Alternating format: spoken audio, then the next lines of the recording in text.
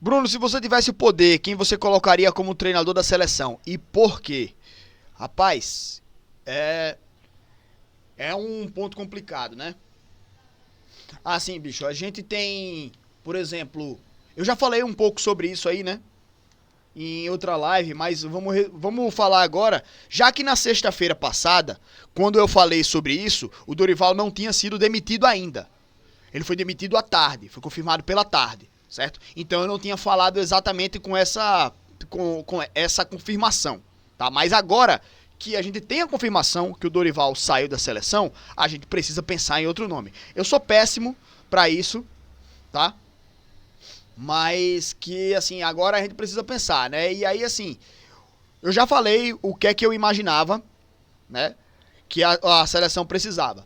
O time do Brasil, ele precisa corrigir primeiramente a defesa, saber fechar a casinha lá atrás, porque o time tá um desastre defensivamente. É um time que entra na roda para qualquer adversário, né? E é um time que é muito fácil de tomar pressão. Então precisa corrigir isso primeiramente, que é o quê?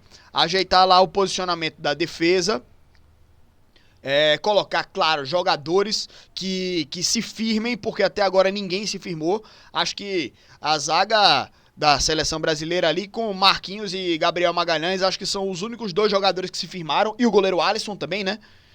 Mas assim, o Marquinhos, ele é um jogador que tá firmado por causa do tempo que ele tem de seleção, né? Do histórico que ele tem de seleção, mas tecnicamente é um cara que vem devendo muito.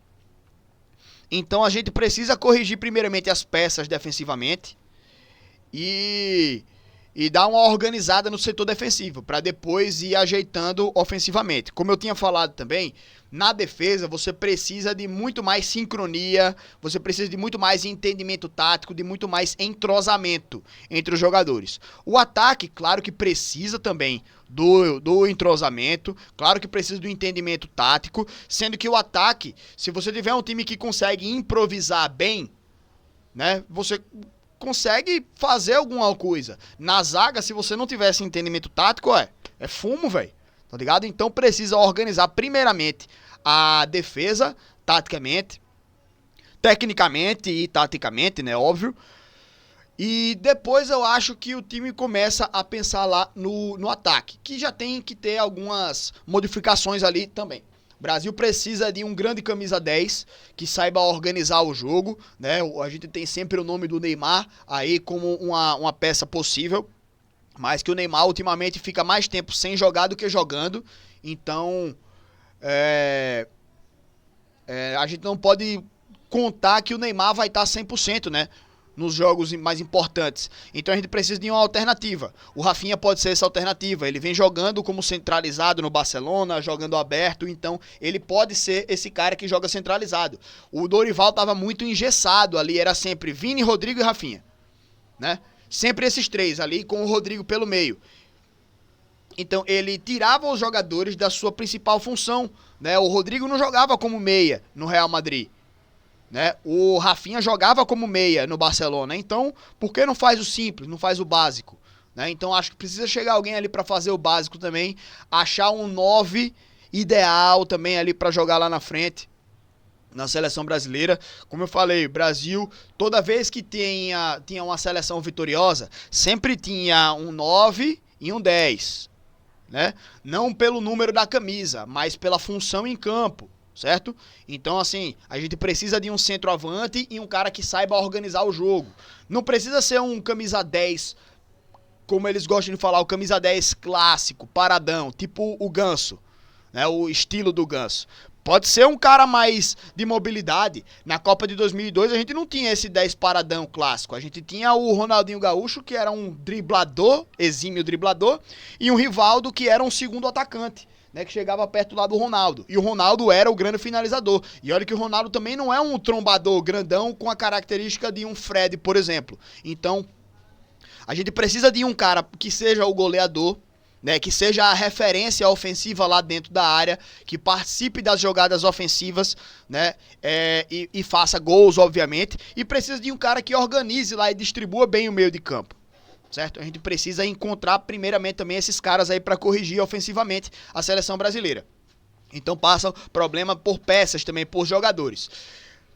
Nome de treinador, né? Eu falei agora o que é que o treinador precisa fazer quando chegar na seleção brasileira.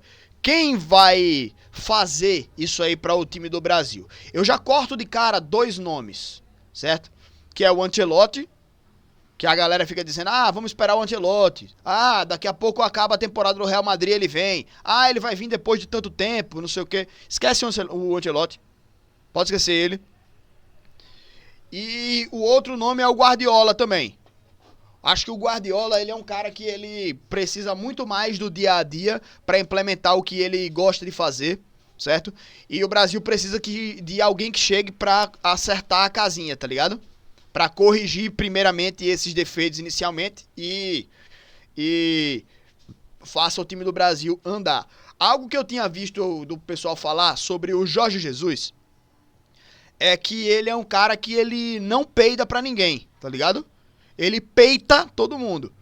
Então, se chegar algum jogador com um chinelinho, com um salto alto, ele vai peitar o cara, vai botar no banco, vai deixar de convocar até o cara tomar vergonha na cara e jogar bola. Tá ligado?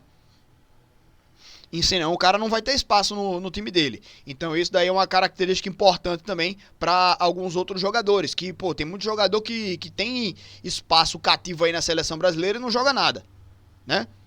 E eu não tô nem falando dos principais. Tipo, você pegar, por exemplo, Vinícius Júnior e Rafinha, são os 2 melhores jogadores brasileiros em atividade no momento. O Rafinha até hoje jogando mais do que o Vini.